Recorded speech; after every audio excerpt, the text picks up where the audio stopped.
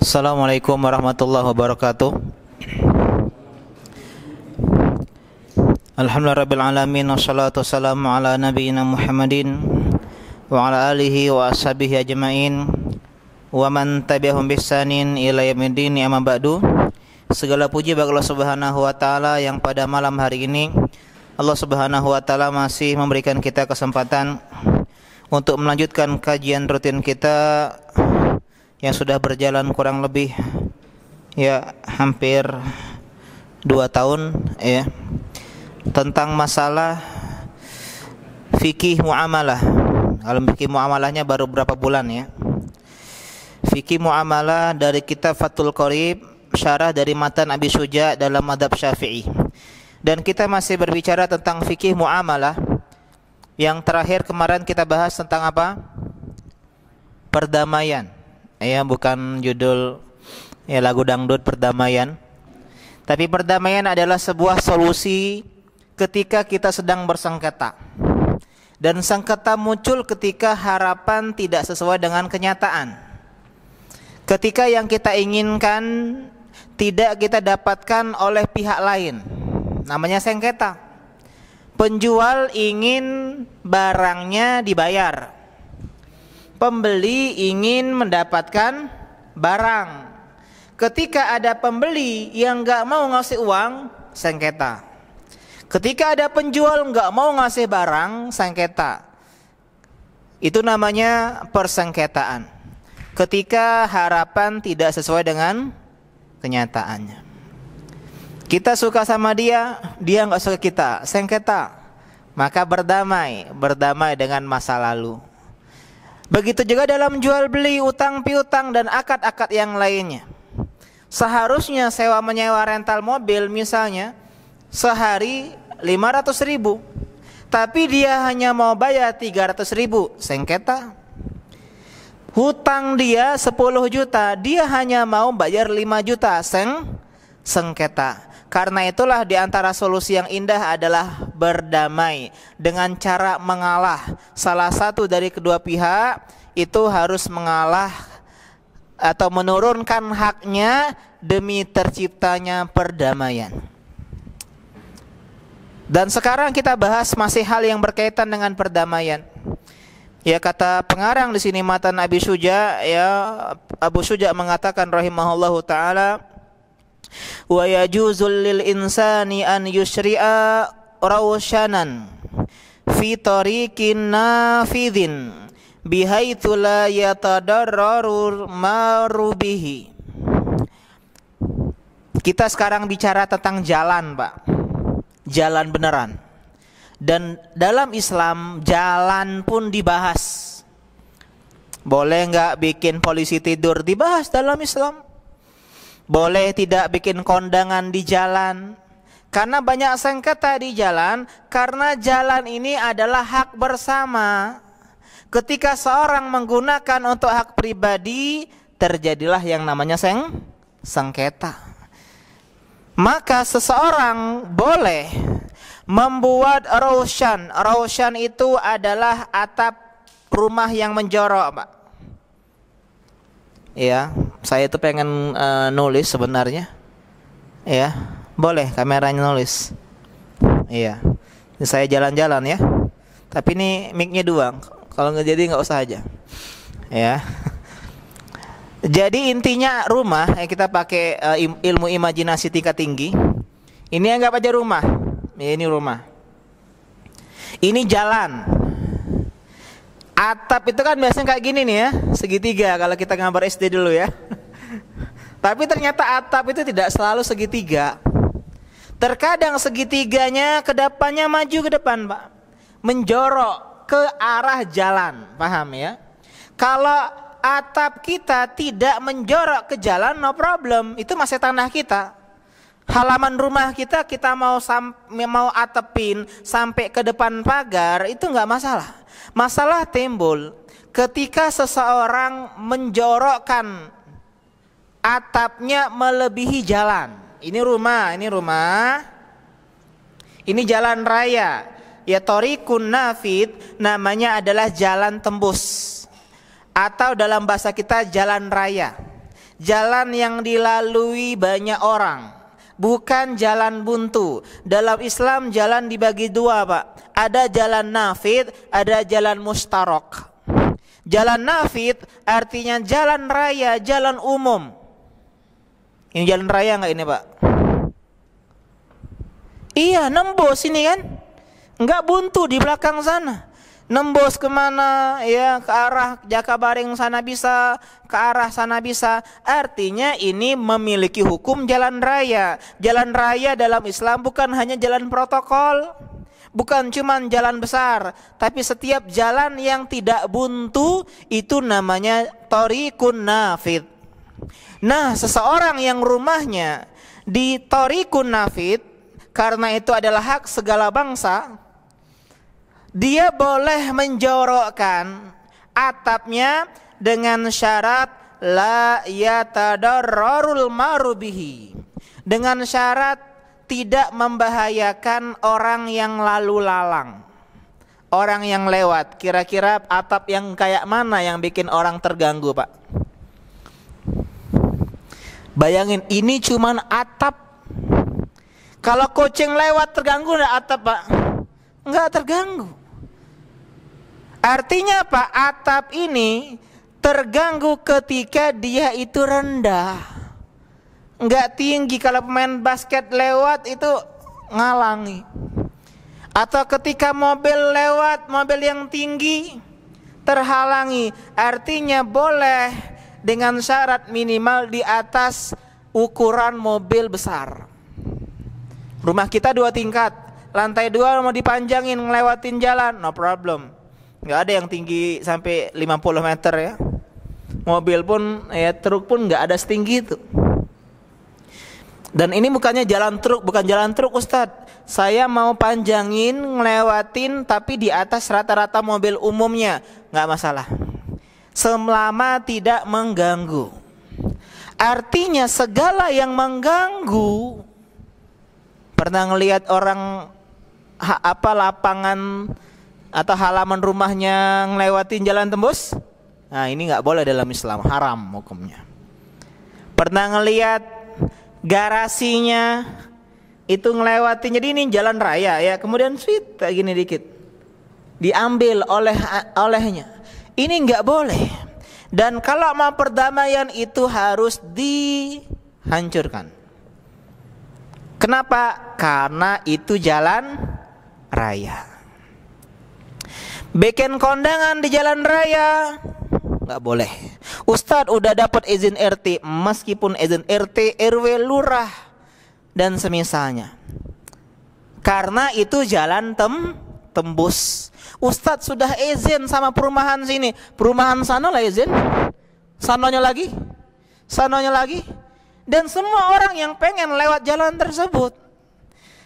Solusinya carilah jalan mustarok, jalan buntu, jalan perumahan yang mentok, nggak bisa lagi. Kalau mau keluar lewat depan.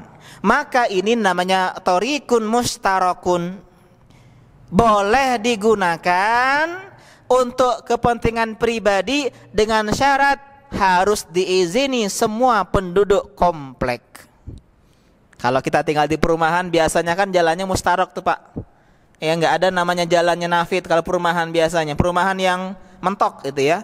Jadi sudah habis semua sini. Kalau mau keluar satu jalan. Ya, seperti perumahan ya di Talang Jambi misalnya ya, perumahan dekat pondok itu kan jalan buntu, Pak, di situ. Nggak bisa tembus lagi orang. Maka itu namanya jalan mustarok. Boleh kita gunakan dengan syarat diizini oleh semua penduduk di sekitar jalan tersebut. Ini dibahas dalam Islam. Wala yajuzu fid darbil mustaraki illa bi'idnis syurakai, dan tidak boleh menjorokkan atap di jalan mustarok kecuali dengan izin semua orang yang sedang di dalam komplek tersebut. Misal, Pak, di lorong itu ada 6 rumah, mentok jalan buntu, cuman ada 6 6 rumah. Sana jalan buntu, sebelah kanan 3 rumah, sebelah kiri 3 rumah. Kita pengen manjangin atap, melewatin melewati jalan ya. Kalau nggak lewati jalan Pak, nggak ada yang dibahas, itu memang hak kita. Cuman masalahnya kan tanah kita 10 kali 15. Kalau ternyata atap kita lebih panjang daripada 10-15, itu kan artinya ada hak orang yang diambil. Maka perdamaian dengan cara harus meminta izin kepada 5 penghuni rumah lainnya. Pak, saya mau panjangin ini. Oh, nggak masalah Pak, asal tingginya nggak ganggu ya. Oke Pak, siap. Ini ya. Jadi kapan boleh menggunakan kepentingan pribadi? Hanya boleh di jalan mustarok, dengan syarat diizinkan oleh penghuni mustarok. Jadi misalnya kita pengen bikin kondangan di jalan buntu, di komplek perumahan, boleh dengan syarat dapat izin Pak RT. Itu sudah mencakupi izin mustarok Pak. Pak RT-nya sudah sosialisasi, Pak kita insya Allah pengen kondangan dan menggunakan jalan ini dari jam sekian sampai jam sekian. Dan lebih bagus lagi kalau ada alternatif jalan, ya, alternatif jalan. Jadi dalam Islam itu hal seperti ini pun dibahas Pak, ya, hal seperti ini pun dibahas. Termasuk kalau misalnya antara rumah satu sama rumah lain hanya dibatasi 1 pagar, boleh nggak maku Pak di sana? Ya, kalau kita kan rumah tuh biasanya 1 pagar, satu dinding ya kan. Nah, kadang kalau gimana kalau cuman terpisah dinding kayak kontrakan, bedeng ya. Bedeng itu kan hanya terpisah satu dinding. Itu pun harus izin orang sebelah kalau pengen maku Pak. Ini termasuk adab di dalam bertetangga. Jadi muamalah ini bukan cuma antara uang sama uang, tapi segala hubungan antara satu orang sama satu orang yang lain. Ini dibahas di dalam Islam. Kita lanjutkan. Wa yajuzu taqdimul babi fi darbil mushtarak wa la yajuzu ta'khiruhu illa bi'idni syuraka. Kita ngomongin jalan komplek lagi, jalan buntu. Bolehnya memajukan pintu. Gimana maksud memajukan pintu? Kita pakai imajinasi lagi. Ini jalan. Ya, jalan. Ada 6 rumah, 1, 2, 3. 1, 2, 3. Semuanya punya pintu atau pagar, pintu lah ya. Pintu yang semuanya mepet dengan jalan Pak. Kalau zaman sekarang Masya Allah halamannya luas-luas. Nah ini kasusnya kalau zamannya nggak ada halaman. Jadi semua pintu ini berdekatan dengan jalan. Maka dia hanya boleh dapat 1 pintu. Ya misalnya ini kan rumah ya, 1, 2, 3 ya, 1, 2, 3 ini jalan ya, tengah-tengah ini jalan mustarok namanya. Di sini, nah 2 lantai ini ya, di antara tiang ini, ya itu ada pintu, pintu rumah 1, itu pintu rumah 2, ini pun pintu rumah 3, itu pintu rumah 4. Nah kita nggak boleh menggeser pintu di sini Pak. Kenapa? Karena kita punya hak pintu cuman sebatas itu. Kalau kita geser sini, maka kita harus izin karena jatah kita sudah cuman 1 pintu, Pak. Ya semoga paham ya. Kalau nggak paham nggak masalah. Ya, nggak masuk neraka nggak paham ini ya. Ini masalah fikih Syafi'iyah dibahas. Jadi intinya begini, intinya ini rumah ya, ini kan jalan ya. Nah ini pintu. Artinya jatah kita di jalan mustarak itu hanya segini loh. Kalau kita geser pintu ke sini, izin dulu karena jatah kita hanya di sini. Kalau mau ngeser pintu sini, kau sudah pakai jalan ini untuk kau keluar rumah. Ini hakmu. Kalau mau geser ya takhirul bab, ke sini, maka itu harus minta izin sama 5 penghuni rumah lainnya.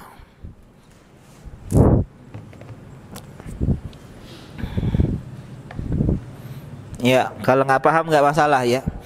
Intinya menggunakan kepentingan pribadi di jalan mustarak harus izin penghuni lainnya. Adapun menggunakan kepentingan pribadi di jalan umum maka nggak boleh. Maka tidak diperbolehkan secara mutlak. Alhamdulillah sekarang kita punya gedung ya. Sudah ada gedung kesenian, gedung serbaguna yang bisa kita sewa. Ada halaman lapangan. Biasanya bagusnya kalau kita jadi RT Pak, punya halaman khusus, lapangan khusus untuk main bola, untuk ada acara-acara di sana. Sehingga nggak mengganggu fasilitas umum, jalan-jalan orang yang lewat. Jadi kalau kalian jadi Pak RT, di antara job desk pertama bikin halaman atau lapangan ya kelurahan. Ya yang gede. Jangan dipakai untuk organ tunggal via valen, jangan. Atau lomba 17 Agustusan jangan. Ya, tapi dipakai untuk apa? Untuk kalau orang ada hajatan, syukuran, pernikahan dan yang semisalnya. Dan hasilnya bisa masuk ke kantong ya, kantong kas kelurahan, kan enak ya. Lanjut ya, kita selesai masalah perdamaian. Udah damai? Udah. Sekarang kita masuk pembahasan yang lain. Maaf Pak, mungkin beberapa bulan ke depan kita agak bingung karena ini adalah fikih-fikih yang jarang kita praktekkan. Sebenarnya yang paling penting dalam fikih jual beli itu di awal-awal pertemuan itu loh. 6 pertemuan pertama itu. Tentang apa itu jual beli, rukun jual beli, syarat sah jual beli. Kalau ke depan ini sudah ngomongin gadai, udah ngomongin doman, kafalah, penanggung, ya sesuatu yang kita jarang praktekkan. Ya karena kita cuma jajan nasi bungkus dan semisalnya. Nah kalau pengusaha tingkat besar, ini penting belajar masalah permodalan dalam Islam. Gimana kalau kita investasi itu dibahas. Kalau kita kan ya boro-boro investasi ya untuk kebutuhan sehari-hari sudah alhamdulillah, tapi tetap ilmu Pak, duduknya kita di sini tetap dianggap sebagai ya menuntut ilmu dan diganjar oleh Allah Subhanahu wa taala dengan pahala yang banyak. Man akhadahu akhadha bihadin wafir, barang siapa yang mengambil jatah ilmu, enggak ada istilahnya sedikit Pak. Dodonya kita sehari saja sudah hadan wafir. Ya sudah hazun wafir, sudah mengambil jatah yang banyak. Karena ilmu ini adalah sebuah ibadah yang sangat mulia. Karena dengan ilmulah kita bisa mengenal Allah Subhanahu wa taala, bisa bertauhid. Enggak mungkin bertauhid kecuali dengan ilmu. Gak mungkin jual beli dengan jual beli yang sah dan diridhoi kecuali dengan ilmu. Gak mungkin rumah tangga menjadi samara kecuali dengan ilmu. Tidak mungkin sholat yang benar, wudu yang benar kecuali dengan ilmu. Karena itulah selalu jalan dan hidup kita harus ditemani dengan yang namanya majelis ilmu. Ya, kita lanjutkan sekarang pembahasan yang baru, faslun fil hawalah. Apa namanya? Hawalah. Ya teman-teman, kalau nggak mencatat, ya minimal kalau pengen rutin kajian, beli bukunya. Matan Abi Suja itu mungkin harganya nggak nyampe 50.000, tapi dari Toharoh sampai jihad itu ada. Nggak usah beli yang tebal Fathul Qoribnya, nggak usah. Minimal kita punya matannya saja. Ya yang kecil tipis, buku saku ada. Ya. Itu bagus. Harganya mungkin cuma 20-an, 30-an ribu, ya. Dan itu isinya matan, sedangkan yang kita bahas adalah syarah. Jadi kita bahas apa? Hawalah. Apa itu hawalah? Hawalah bukan nama santriwati, bukan. Hawalah nama perempuan, enggak. Hawalah itu secara bahasa artinya tahawul ay alintiqal, berpindah. Perpindahan, pengalihan, itu namanya hawalah. Awalnya kita ngincer si doi, pindah ke si doi yang selanjutnya, itu namanya hawalah. Awalnya kita pengen beli sama si fulan, enggak jadi, sama si fulan aja. Itu namanya hawalah, pindah secara bahasa. Adapun secara syariat, naklul haqqi min dhimmatil muhil ila dhimmatil muhali alaihi.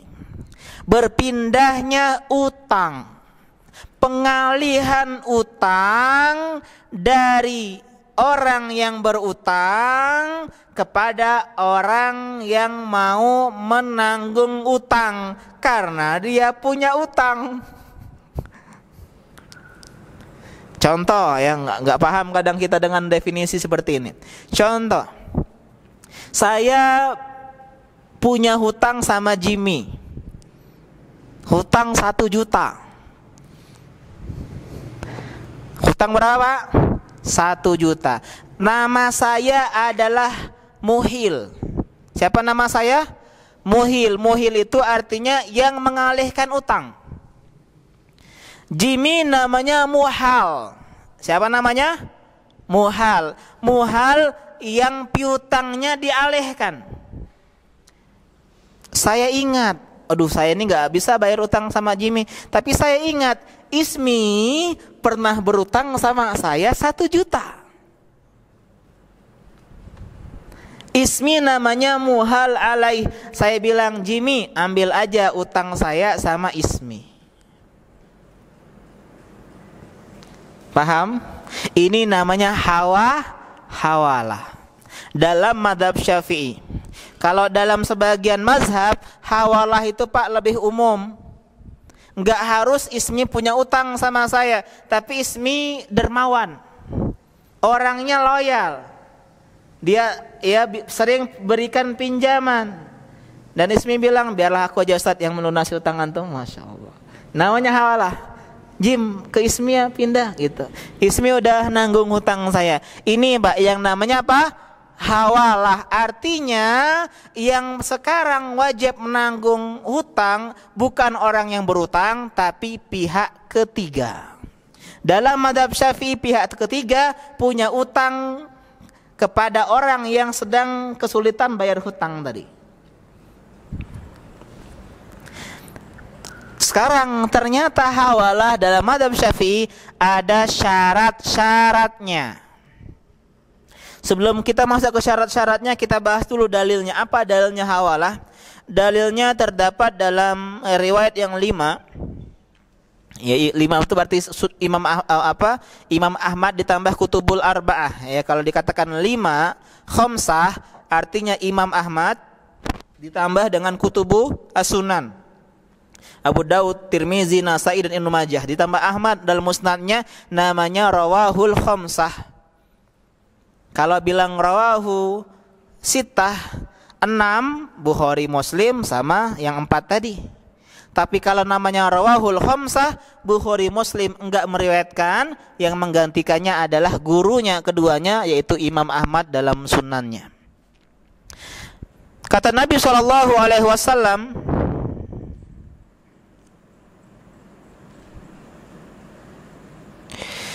dan ini juga ternyata di dalam ya, disebutkan juga dalam Sahihain ternyata ya.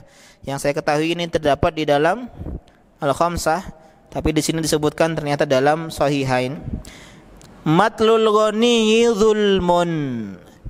Menunda-nunda lunasi hutang dalam keadaan dia mampu bayar, ini sebuah kezaliman.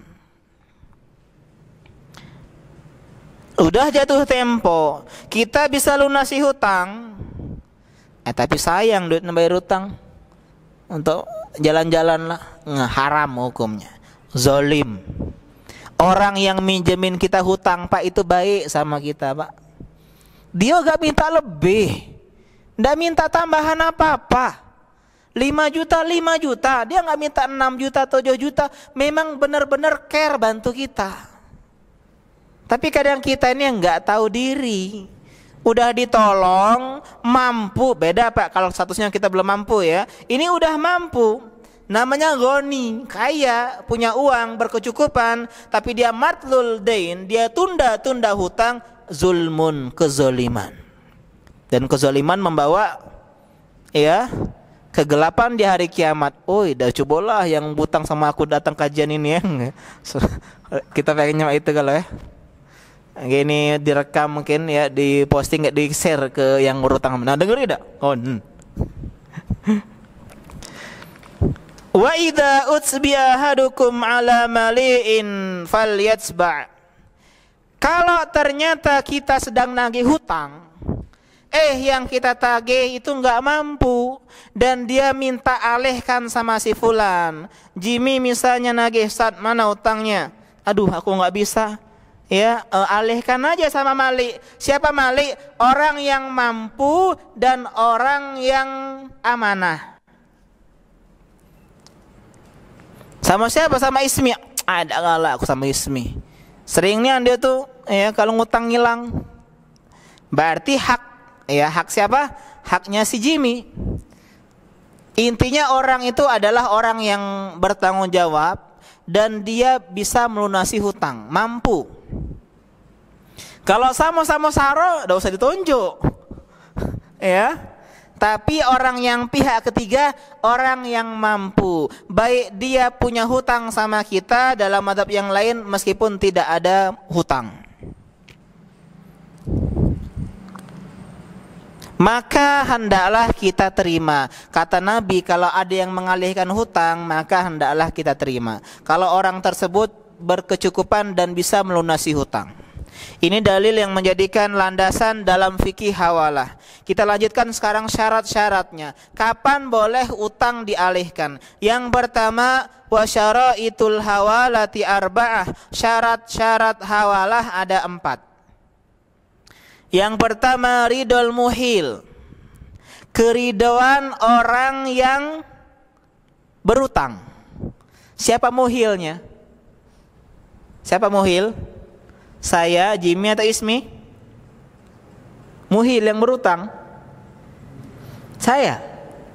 Jadi saya yang memang pengen, bukan Jimmy yang dah suruh orang lain be. Memang dari diri saya yang mengalihkan, saya ridho. Tolong ambil aja ke Ismi. Ismi punya utang 1 juta sama saya. Ini yang pertama. Jadi harus ridho orang yang berhutang. Yang kedua, wa qabulul muhtal. Muhtal itu muhal, orang yang mengutangi, menerima. Jadi menerima orang yang menghutangi. Jadi dia pun ridho. Artinya kalau saya mengarahkan kepada orang lain, kepada putra misalnya, ya, dak lemah aku sama putra tu nagihnya, ya aku dak pula kenal dekat nian sama dia tu. Nah boleh, haknya si Jimmy, karena diantara syarat hawalah adalah qabulul muhtal. Paham insyaallah ya? Gampang fikih muamalah. Oh iya, Ismi nggak masalah. Ismi dia Anda kenal baik dan juga dia pernah beberapa kali ngutang sama Anda dan dia lunasi. Ya nggak apalah, aku terima. Dia harus menerima. Jadi saya oke, sedangkan yang menghutangi oke. Itu syarat yang kedua, Pak ya. Yang ketiga, wa kaunul haqi mustaqirran fi dhimmah. Ada utang yang memang masih belum lunas. Artinya ada yang mau dijamin, itu ada.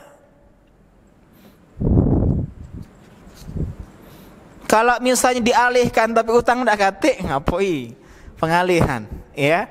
Jadi harus ada utang yang mustakir, yang tetap berlaku. Jadi utangnya ada, kan termasuk rukun dari hawalah juga adalah utang, ya. Kemudian yang terakhir, yang keempat, wattifaqu ma fi dhimmatil mahil fi dhimmatil muhili wal muhali alaihi. Dan sama antara utangnya Jimmy, utangnya saya kepada Jimmy, dan utangnya Ismi kepada saya, sama. Kalau utangnya 500 dah baca, masih ada 500 lagi, tidak bisa dialihkan. Artinya hutangnya sama atau melebihi. Karena kalau sama aja bisa, apalagi melebihi. Fil jinsi wan nau'i wal hululi wat ta'jil, sama jenisnya, sama nau itu sama jenis, kemudian sama waktu pelunasan dan sama waktu penundaan. Ternyata temponya utang ismi ke saya masih lama, setahun lagi, nggak bisa hawalah, iya nggak? Karena belum jatuh tempo, nggak sama. Sedangkan tahun ini, misalnya bulan ini bulan apa? Bulan Oktober. Ya, bulan Oktober saya jatuh tempo pelunasan. Hutang saya harus bayar 1 juta sama Jimmy. Sedangkan saya ingat Ismi ada utang sama saya. Tapi akhir jatuh temponya Ismi itu bulan Januari 2021. Nggak boleh hawalah di sini. Pak, hawalah ini benar-benar pindah utang, detik itu juga. Jadi harus ya ada kesepakatan antara ketiga belah pihak tadi. Udah Pak, kata Ismail masih lama utang bayar, gitu. Jadi bisa nolak dia, bisa nolak. Jadi intinya dia juga harus jatuh tempo yang sama. Ya. Inilah 4 syaratnya. Wa tabra'u biha dhimmatul muhil. Dengan itu utang sama sekali pindah. Saya nggak ada utang lagi sama Jimmy, berlepas diri. Ya, Jimmy bilang oke, saya bilang oke. Sedangkan Ismi nggak butuh keridoan dia, Pak. Ya, Ismail aku dah galak sama Jimmy. Dia ada aku dewek, dah galak. Kate urusan. Karena yang hanya disyaratkan antara yang berutang sama yang mengutangi. Jadi kalau kedua belah pihak ini sudah setuju, otomatis pihak ketiga hanya ngikut aja. Kan dia nggak ada yang dirugikan. Tetap bayar utang, cuman beda ke orang saja. Tapi seandainya bangkrut, ya Ismi bangkrut, kolab misalnya, Jimmy mau mana? Aduh aku nggak bisa bayar, boleh nggak menagih ke saya Jimmy? Ustaz, Ismi qadarullah lagi nggak bisa bayar nih, ya omzetnya nurun bulan ini, bayar ke Ustaz aja lah 1 juta, boleh nggak Pak? Boleh nggak? Boleh nggak? Nggak boleh. Kenapa nggak boleh? Karena hawalahnya sudah terpenuhi, sudah pengalihan utang. Jadi ini Pak, teman-teman yang suka menghutangi, ini tips kalau orang yang mengutangi, orang yang berutang sama kita susah bayar, hawalah aja, iya nggak? Bener nggak? Aduh, ini tidak bayar utang sama aku. Kau berutanglah sama uang yang sangar, ya, yang keras. Pas dia nagih bilang, mbak sama fulan, nah, gitu. Tapi dengan syarat dua-duanya ridho, ya. Oh ya, tidak apa. Jadi dia yang nagih nanti. Kata urusan, aku tuh utang sama dia, ngapa kau?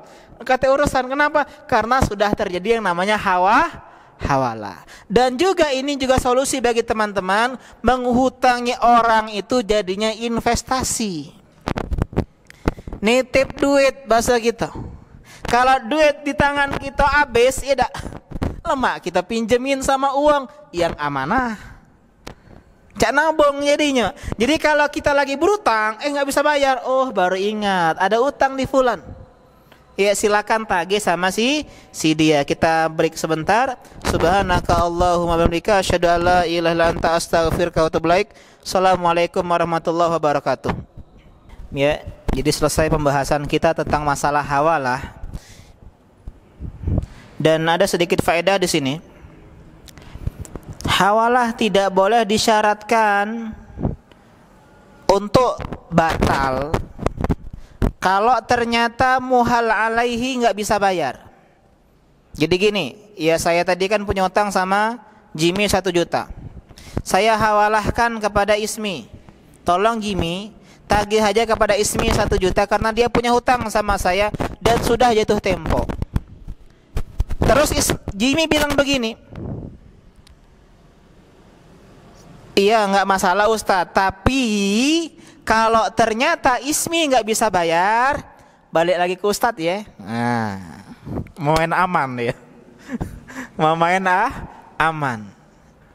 Di dalam mazhab Syafi'i, dan ini yang lebih tepat, ini tidak diperbolehkan. Kenapa? Karena hawalah itu benar-benar pergantian. Artinya tabra' minha zimmatul muhil, artinya tanggungan saya udah lepas. Karena kewajiban Ismi melunasi hutang saya dan saya alihkan bayar saja untuk menutupi hutang saya. Ini diantara faedah yang bisa kita sebutkan, ya. Dan ini dalam pendapat yang tepat, hawalah termasuk akad utang piutang, sehingga tidak boleh mendapat manfaat. Masih ingat kaidah riba yang kita bahas panjang lebar? Bagi teman-teman yang mungkin baru tertarik belajar fikih muamalah, coba dengar ya di YouTube Fathah Media tentang fikih muamalah dari awal, coba disimak. Dari rukun syarat jual beli, termasuk yang paling penting Pak, kaidah riba. Kaidah mudah memahami riba. Di antara kaidah riba jual beli, kaidah riba utang piutang, tidak boleh mengambil manfaat dari utang piutang. Kasus kayak tadi, Jimmy bilang, iya Ustadz boleh, tapi nanti Ismi bayarnya 1.100.000 ya. Nah, Ustadz, saya kan nggak ngambil untung dari Roni, kata si Jimmy, tapi dari Ismi. Meskipun dari siapa saja, kalau keuntungan itu karena utang piutang, ini namanya riba. Dan ini juga yang termasuk ditanyakan oleh saudara kita. Ya sudah lama sekalian nggak pegang pertanyaan di Masjid Imam Syafi'i ya. Sudah setengah tahun lebih ini. Akhirnya megang juga kertas seperti ini. Ini kertas pertama sejak kajian pandemi, Pak. Sejak Februari sampai Oktober. Jadi hampir ya 7 sampai 8 bulan. Insyaallah. Tena simpan sampai kenangan ini. Sekarang lagi marak pinjaman online, pinjol. Saya baru tahu namanya pinjol, ada ojol, ada pinjol. Hanya install aplikasi, registrasi langsung cair. Namun akad pinjam 1 juta yang ditransfer 630.000. Bagaimana ini Ustadz? Dalam akad sudah sepakat tidak ada paksaan. Dalam tenor tenggat waktu lah ya, 7 hari yang harus dibayar 1.400.000.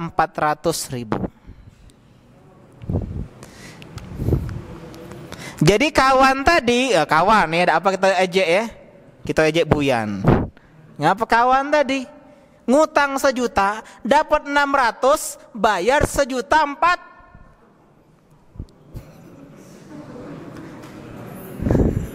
Jadi kawan tadi cuman bayar pokoknya saja sebesar 1 juta. Apakah sudah gugur hak yang meminjamkan? Yang pertama, akad ini jelas nggak boleh, Pak. Ini maksudnya riba. Ustadz, bukan saya yang riba, dia yang makannya. Sama baik. Kata Nabi SAW, la'anallahu akilar riba wa mukilahu. Allah melaknat makan riba dan yang ngenjuk makan. Lemak kita makan riba, dosa Pak. Masih ada lemaknya.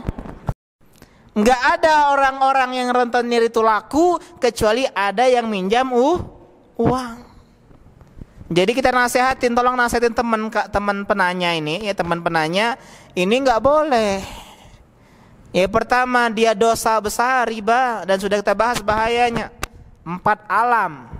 Alam dunia, alam barzah, kemudian alam mahsyar dan neraka. 3-tiganya dapat jackpot dosa dan azab. Nah sekarang Ustadz, gimana kalau sudah terlanjur? Kita sudah terlanjur minjam sama rentenir 1 juta, dapat 900, balik ke 1.500.000. Maka dalam Islam yang wajib kita bayar hanya pokoknya. Berapa pokok dalam soal ini, Pak? 630, bukan 1 juta. Kebanyakan dia, tidak boleh. Mano galak dia, brejolah. Itulah susahnya, Pak.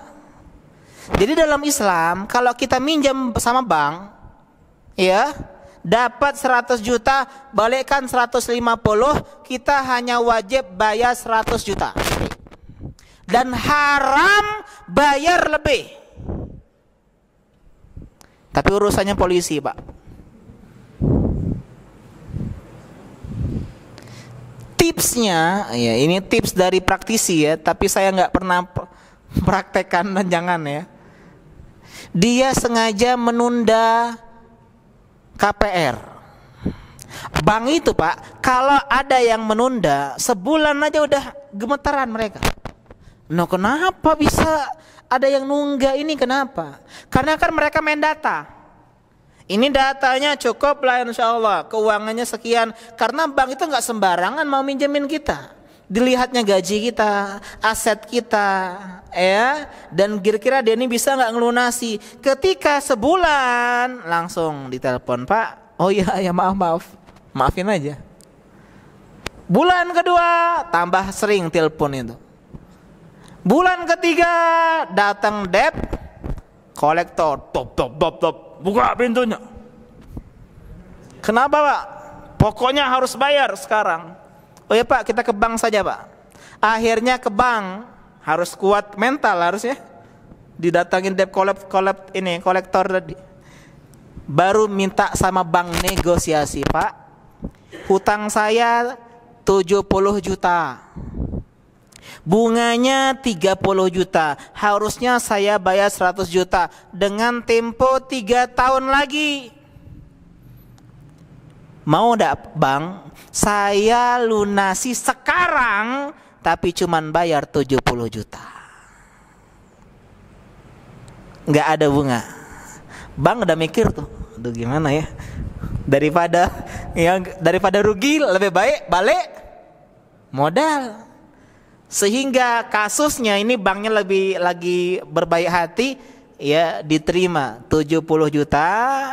Kemudian tapi dilunasi saat itu juga, ini beratnya ya. Karena bank nggak mau dia kalau kita udah minta apa?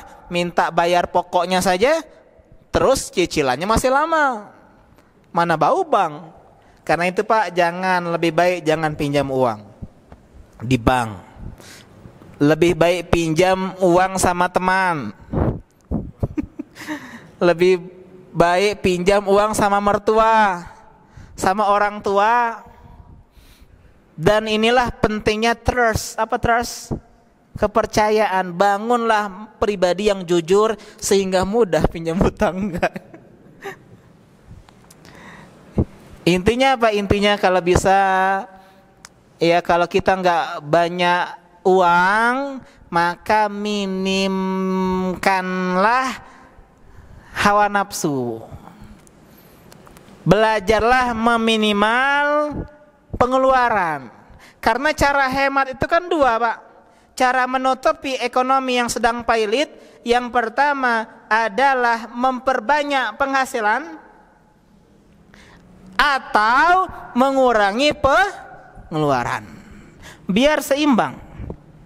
Biar balance. Ya, ini diantara pentingnya masalah. Dan Masya Allah Pak, Islam itu Pak menjaga kita dari segala hal-hal yang memberatkan hati.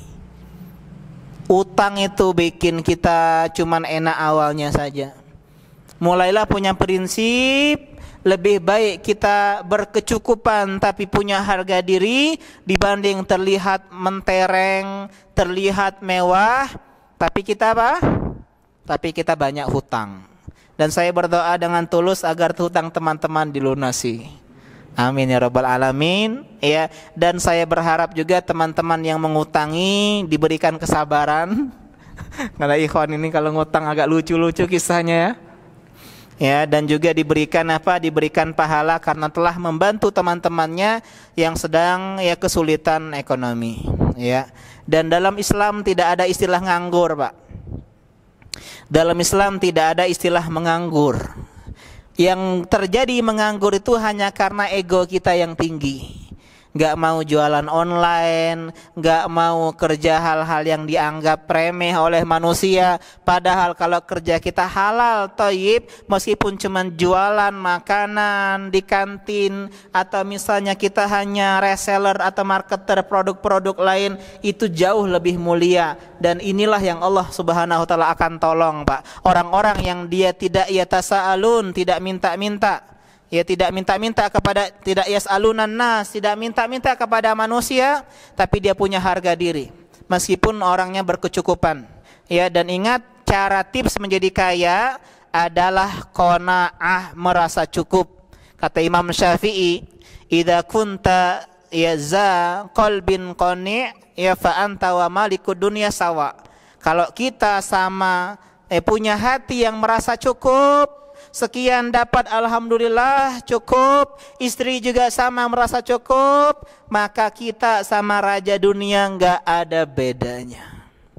Jadi mulailah merasa cukup dengan pemberian Allah Subhanahu wa taala, tentu setelah kita berusaha, berusaha untuk menafkahin anak dan istri kita. Demikian, enggak ada pertanyaan lagi ya, insyaallah. Kita akhiri insyaallah. Pada pertemuan selanjutnya kita bahas tentang fikih kongsi dagang, atau yang dikenal dengan syarikah, atau yang dikenal dengan kerjasama dalam jual beli. Demikian kita akhiri. Subhanaka Allahumma bihamdika asyhadu alla ilaha illa anta astaghfiruka wa atubu ilaik. Assalamualaikum warahmatullahi wabarakatuh.